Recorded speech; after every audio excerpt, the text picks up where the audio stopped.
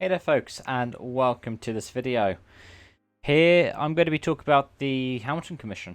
There's Lewis Hamilton's commission that he's worked with the Royal Academy of Engineering on, and they've released a report. It's about 180 odd pages. I'll link in the description below if you'd have a read of. I haven't been able to read it in full yet because it came out today, but I want to talk about it whilst it was still out. And there are 10 recommendations that it comes with, and that's before you go into the actual kind of... There is a lot of stuff that you could read before you get to that point, but the majority of the report happens after these recommendations. And it's been put into 3 categories: support and empowerment, accountability and measurement, inspiration and engagement. So let's read off what these aims are. First one is, we recommend the Formula 1 teams and other motorsport businesses broaden access to motorsport by expanding the apprenticeships provision to include higher apprenticeships and degree apprenticeships as an alternative pathway into the sector, as well as availability to paid work placement and other experience schemes. We recommend that a new Exclusions Innovation Fund be established, developing programs that address factors that contribute to a high proportion of students from black backgrounds being excluded from schools. We support the piloting of new approaches to increase the number of black teachers in STEM subjects that lead to careers in engineering, namely mathematics, physics, design, technology, and computing. We recommend the creation of targeted support programs for black students in post-16 education to enable greater progression to higher education courses and work-based training opportunities linked to the motorsport sector. We support the creation of scholarship programs to enable black graduates from degrees in engineering and allied subjects to progress into specialist motorsport roles. Then, going into accountability and management, you've got, we ask the Formula 1 teams and other motorsport organisations to take the lead in implementing a diversity and inclusion charter for motorsport to commit the sector to improve diversity and inclusion across all organisations. We support the promotion of the National Education Union Anti-Racism Charter for schools. And we call on teachers' unions and other leadership bodies in education to work with us to ensure widespread adoption of the Charter. And we call on the Department of Education and other bodies holding education data to enable easier public access to disaggregated data on student and staff characteristics at subject level. And there are some specific amendments on that which I want to read out, which are student participation and attainment, subject level by student diversity characteristics at GCSE, at A level, at vocational related qualifications and applied general at all levels, and college workforce data, lecturer diversity characteristics by subject. And then in inspiration and engagement, we recommend the development of best practice guidance for STEM inspiration and outreach activities to enable inclusive engagement with black students in schools and with those who influence them. And we recommend that additional STEM activity support be provided to supplementary schools that are led by black community groups across the UK. And those are the 10 recommendations, and I've covered that in about 3 minutes. This is not just a 3-minute video. If you go all the way to the top of it, you've got a foreword that's written by Sir Lewis Hamilton. It's 1,250 words long, but it talks about his own background stuff, which, you know, I've been a Lewis Hamilton fan since he came into sport, since he started in F1 in 2007. I've got somewhere behind me his autobiography, which I think was written 2008 after he won his title. This stuff wasn't in it. Stuff about his exclusion from school over things that he wasn't responsible for, over his kind of disenfranchisement with the education system, about how he had anxiety about not becoming a racing driver because he was subject to some horrible discrimination that even at the time he didn't really talk about as discrimination. As a kid from Stevenage who made it to Formula 1, that on its own is an incredible feat. To do it against a backdrop of so much discrimination and racism and bigotry that was directed at him just for existing. I mean, one of the things that he says in the foreword of it is that he was hoping that just by being in F1, these opportunities would come about for other people. I can tell you from my experience, having grown up with so many of my friends who are now going into things like engineering, he has been an inspiration. As for the opportunities, as they've pointed out in this report, there's also a forward, I believe, by Dr. Ayton Sillam. Mispronouncing that horribly. Sorry if you are watching this. But it gives you the commissioners on here, and it's a bit of a who's who of people who really work towards this stuff, people who have a vested interest in this. Got people like Martin Whitmarsh in there who worked with us out in Formula One when they were both in McLaren, but then you've also got people like, for example, you've got Chi Onura. Mispronounce that name. They are very for Newcastle upon Time Central. You've got the likes of Professor David Murbar, who's Pro Vice Chancellor, Research Enterprise, Student Faculty in Computer Engineering and Media at De Montfort. You've got Dr. Zubaida Haig, who is former interim director of the Runnymede Trust. There are people who are from all kind of segments of industry who are in this as part of the commission. So this is people who know their stuff. This isn't just like, oh, this is some woke brigade or anything like that, which, by the way, those are the kind of things that don't actually happen. But what's brilliant about this report is these are things that are achievable, quite easily achievable. These are things that are now being called upon the government to act on, and you've got a Conservative MP in there. You genuinely have like a Conservative MP on the board. Tracy Crouch MP, who's MP for Chatham and Aylesford over in Kent. So you've got lots of people who would be able to do these bits and pieces and make the step up. And looking at all of the propositions here, like you can read into more depth, like I said, it'll be linked below. I think it's great.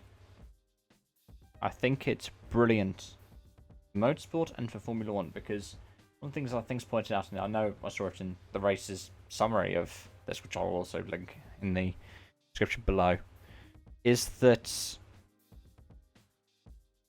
1% of there's only 1% of people working in motorsport who are black here in the UK. That is not a proper reflection of how Britain is.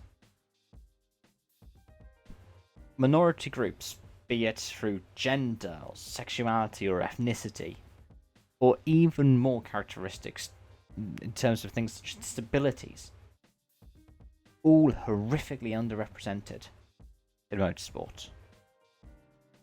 And that's, in some cases, an active thing. I'm not going to point fingers at anyone and accuse somebody of being someone who's promoting this environment, but one of the big points that this talks about as a report is a lot of this becomes casualized, casualized conversations with jokes that are quite obviously racist, but it's like, it's just banter. These kind of things genuinely keep this system in place.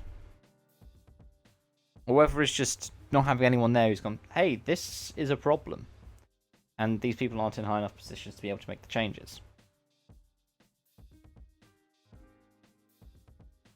It's brilliant to see this kind of work being done for motorsport, but I just know that there are going to be so many people who are going to be shouting this down. But why? Because if you read into this, and like I said, I summed up the 10 points in 3 minutes, and I read it off of the report. I'm not even kidding. Can I show this without showing a bunch of my screen? Yeah, I guess I can. By the way, you'll be about to see when this was recorded. Let's find a camera that I can bring this up on. Yeah, right here. I literally read all of these points, all of the major points on here, and these are all things that are accomplishable. To be able to have these kinds of statistics available shows how we can improve. I've just spent 4 years in university, and I know I know how drastic the attainment gap is for people from minority ethnic backgrounds. And these aren't things that, in a lot of cases, universities are actually deciding to actively enforce. This is something that's deep-rooted, that's become just almost seemingly innate within the education system. There are so many different bits and pieces that just come together, and some of it would have been that a couple of 100 years ago someone wanted this kind of system to exist. And some of it will be that today a lot of people don't actually want to do action to undo that work that was done however long ago. And I just want to wrap this up by knowing that my own platform is a platform of privilege. I know that. Because I sit here as a relatively middle-class white guy talking about issues that I can't personally relate to, because discrimination based off of my own ethnicity isn't really something that I've faced. Sure, I've faced homophobic abuse. Sure, I've faced abuse for my lineage being Irish, my name being Irish. But it's nothing like this. But I know that these issues exist. And for a while, I stopped doing political content on here. I became almost entirely talk about motorsport. But do you know why I started talking about the politics in motorsport? Because for a lot of people who are here, they probably weren't here 14 months ago. Or even 13 months ago, I guess. My first properly politics and motorsport video that I think of recently, that just started me covering a lot of these bits and pieces, talk about the We Racers 1 display, the N Racing display, F1's own messaging and stuff like that, was Lewis Hamilton going on social media after the murder of George Floyd and calling out people who were being silent on the issue. My video was why he was right to do that. I did a follow-up video about a week later after the dumping of the Colston statue into the Bristol Harbour. And you may not believe it, you are living through history right now. These changes, I hope they come through. They will be historic changes, and it will mean so much to so many different people. Because if we can get more representation from underrepresented groups, underrepresented minority ethnic groups, then we can have more representation for women. We can have more representation for people who have different kinds of abilities in terms of their physical and mental health. We can do more to be able to create an accommodating environment for members of the LGBT plus community. We can do so much better. We can do so much more, but it has to start somewhere. And I tell you what, this report by the Hamilton Commission, this is a brilliant step forward. Because change actually has to happen through tangible policies. They have to happen. We can't just go, oh, it will naturally happen, because it won't. Because the same things that have kept that system running for as long as it has will keep it running for however long it will, unless somebody decides to make a change. And I'm coming in at, 15 minutes now with this video. And like I said, I covered those 10 points, those 10 recommendations in 3.